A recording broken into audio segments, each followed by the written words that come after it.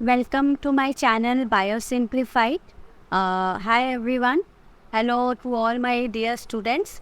तो आज मैं molecular basis of inheritance chapter class 12 का कंटिन्यू करूँगी. ये मेरा 4th वीडियो है इस चैप्टर का और आज मैं डीएनए का स्ट्रक्चर के बारे में डिस्कस करूँगी. तो आप अगर चाहें तो मेरे चैनल पे प्लेलिस्ट पे इस चैप्टर के ऊपर और भी 3 वीडियो हैं, आप देख सकते हो, ताकि आपको ये जो चैप्टर स्टार्टिंग से मैंने एक्सपेरिमेंट्स इसका डिस्कस किया है, ग्रिफिथ एक्सपेरिमेंट, हार्शेचेज एक्सपेरिमेंट, वो सब आप पढ़िए, फिर उसके बाद डीएनए के स्ट्रक्चर में आ जाएंगे. ठीक है. तो आज हम लोग बेसिकली जो डीएनए और आरएनए जो एक न्यूक्लिक एसिड है, दोनों एक तरह के न्यूक्लिक एसिड है, उसका थोड़ा डिटेल हम लोग पढ़ने जा रहे हैं. तो पहले आ जाते हैं कि एक्चुअल में nucleic acid contains what. Nucleic acid contains 1 pentose sugar, some nitrogenous bases. ठीक है, कुछ नाइट्रोजनस बेसिस होते हैं और एक फॉस्फेट मॉलिक्यूल होता है. तो ये जो शुगर है न्यूक्लिक एसिड में, उसका नाम है ribose sugar and deoxy ribose sugar. RNA में जो शुगर है वो है राइबोस शुगर और डीएनए में जो है डीऑक्सी राइबोस शुगर. आप देख सकते हो डिफरेंस कहाँ पे. सेकेंड कार्बन एटम जो है इस शुगर का, इस पे हाइड्रोक्सिल ग्रुप है OH, but deoxy ribose sugar में ऐसा कोई हाइड्रोक्सिल ग्रुप नहीं है. ठीक है. This adds a stability to DNA. Very important point students, please note it down. Next, coming to the types of nitrogenous bases. Basically all these nitrogenous bases are classified into 2 types, pyrimidines and purines.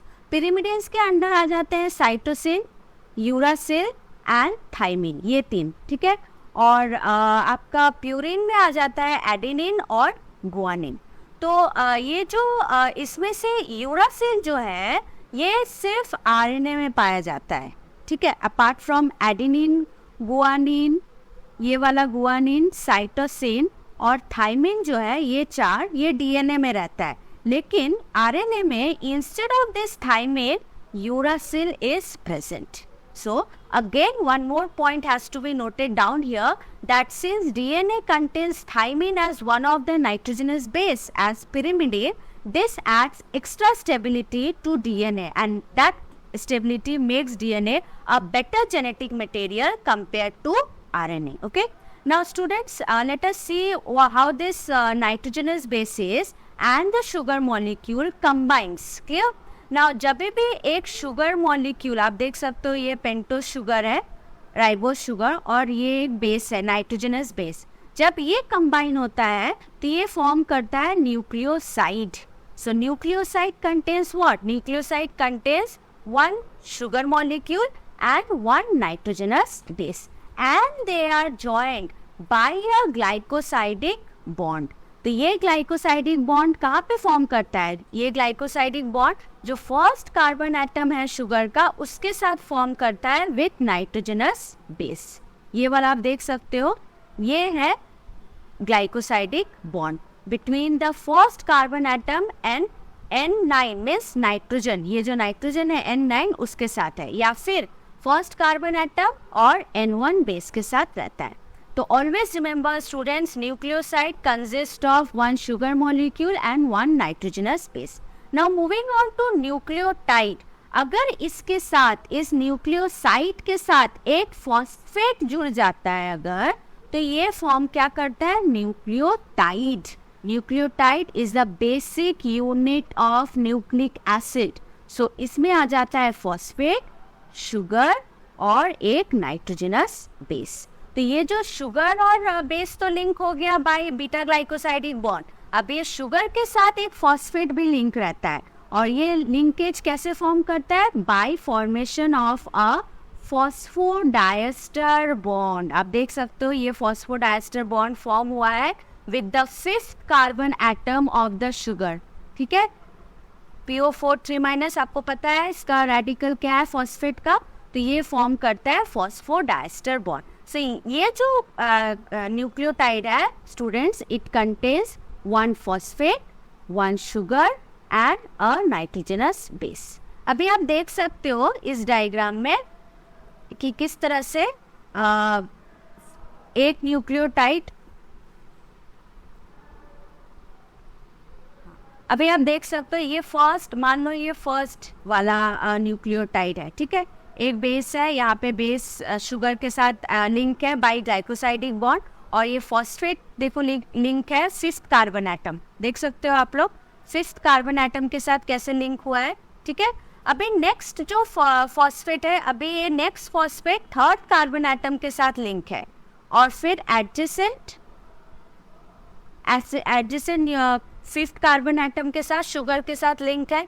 फिर आप देख सकते हो फिर कैसे third carbon atom के साथ और फिफ्थ कार्बन एटम के साथ लिंक है। तो इस तरह से कितने न्यूक्लियोटाइड है यहाँ पे? 3, first one, second one and third one. So this phosphodiester bond, this is formed between the phosphate group present at the fifth carbon atom of the sugar in a nucleotide and the third carbon atom of the adjacent nucleotide. Clear? So this is the phosphodiester bond. Now in this way many nucleotides are arranged adjacent to one another to form a polynucleotide chain. To form the polynucleotide chain, आप देख सकते हो ये DNA का polynucleotide chain है। यहाँ पे P denote करता है phosphate, this one denotes the deoxyribose sugar, this one is denoting a nitrogenous base that is adenine, okay, and here thymine, again one phosphate, this one is phosphate and this is sugar. Now students, DNA में हमेशा याद रखना 2 polynucleotide chain रहते हैं, and the whole model, this whole entire model or structure of DNA was proposed by J.D. Watson and F.S.C. Crick along with Wilkins by X-ray crystallography method, okay, और diffraction method से ये obtain किया गया था। आप structure में देख सकते हो 2 polynucleotide chains are there. This is the first polynucleotide chain and this is the second polynucleotide chain which runs anti-parallel to each other. अगर एक इस तरह से जा रहा है तो दूसरा anti-parallel होगा इस तरह से.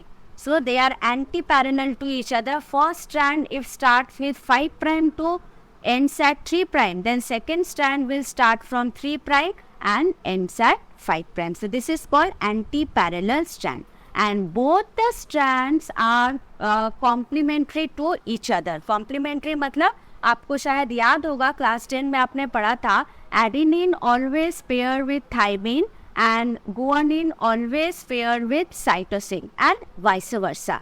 अभी आप देख सकते हो डॉटेड लाइन बना है बीच में यहाँ पे, ठीक है, ये क्या डिनोट कर रहा है? ये हाइड्रोजन बॉन्ड डिनोट कर रहा है. Adenine always pair with thymine with 2 hydrogen bond and guanine pair with cytosine with 3 hydrogen bonds. Clear? So this is given by Chargaff. It is the one of the very important point of Chargaff rule. जब ये दोनों ही polynucleotide coil करते हैं, आपस में wind करते हैं, it forms a double helical structure. Okay? It forms a double helical structure. इस तरह का structure फॉर्म किया. आप देख सकते हो कैसे दोनों ही स्ट्रैंड आपस में कॉइल कर रहा है and this a highly stable structure of DNA. अभी थोड़ा इसके पैरामीटर्स के बारे में जान लेते हैं. ये पूरा डीएनए हेलिक्स का जो डायमीटर है it is 20 angstrom.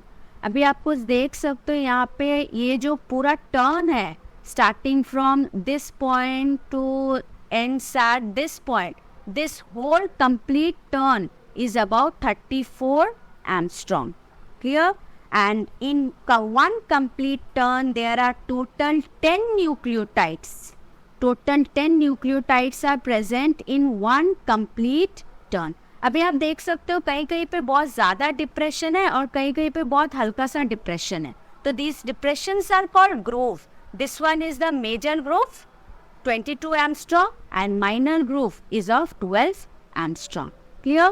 And the distance between 2 adjacent nucleotide, आप देख सकते हो ये लैडर की तरह जो दिखा रहा है ना structure, these are representing one nucleotide. So the distance between these 2 adjacent nucleotide is 3.4 angstrom. Clear? And I said diameter of the helix is 20 angstrom or 2 nanometers. So this is the data or on which some numerical problems are asked in the ISC and CBSE examination. So ये हो गया आपका DNA का structure. अभी आप देख सकते हो ये RNA का स्ट्रक्चर है. Unlike DNA, RNA contains only one strand, single polynucleotide chain है. No double strand DNA is there. And nitrogenous bases, instead of thymine, it has uracil. Sugar present is ribose sugar. Okay. तो RNA में क्या होता है कि RNA में जो आपका हाइड्रोक्सिल ग्रुप होता है सेकेंड कार्बन एटम के, उसके कारण ये थोड़ा अनस्टेबल होता है और म्यूटेशन रेट इसका बहुत ही फास्ट है compare to DNA. Okay, that is why DNA acts as a much more stable molecule than RNA.